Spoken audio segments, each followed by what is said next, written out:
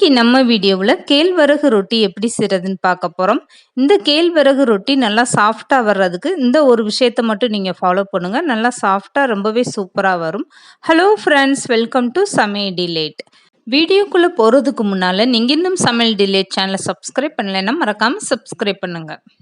First இந்த கேப்பை ரொட்டி செய்கிறதுக்காக 1 கப் அளவுக்கு கேப்பை மாவு எடுத்து ஒரு அகலமான பாத்திரத்தில் சேர்த்துக்கோங்க. இது கூடவே ஒரு பெரிய வெங்காயம் பொடிசாக கட் பண்ணிட்டு சேர்த்துக்கோங்க. 2 பச்சை மிளகாயும் கட் பண்ணதை சேர்த்துட்டு கொஞ்சமாக கருவேப்பிலையும் கட் பண்ணி சேர்த்துக்கோங்க. இப்போ அடுத்ததாக 4 ஸ்பூன் அளவுக்கு தேங்காய் துருவல் சேர்த்துட்டு தேவையான அளவு உப்பும் சேர்த்துக்கோங்க.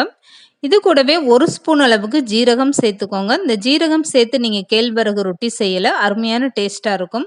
இப்போ ஜீரகம் எல்லாமே சேர்த்ததுக்கப்புறம் இந்த மாதிரி ஃபஸ்ட்டு மாவை நல்லா கலந்து கொடுத்துருங்க. இதுக்கப்புறமா 2 கிளாஸ் அளவுக்கு தண்ணி எடுத்துட்டு அதை நல்லா சூடு பண்ணிடுங்க.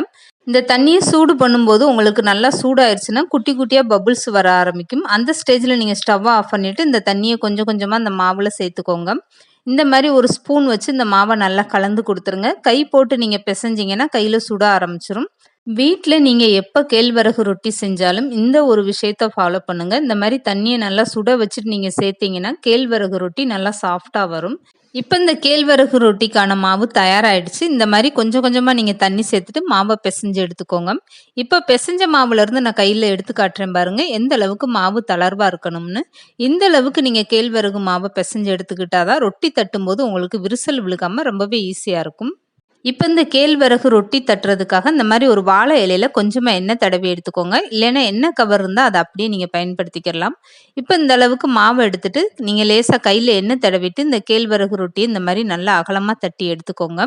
இந்த கேழ்வரகு ரொட்டியில் தேங்காய், வெங்காயம், பச்சை மிளகாலாம் சேர்த்துருக்கிறதுனால நீங்கள் சட்னி எதுவுமே இல்லாமல் இந்த கேழ்வரகு ரொட்டியை சாப்பிட்லாம். அவ்வளோ ஒரு டேஸ்ட்டாக இருக்கும்.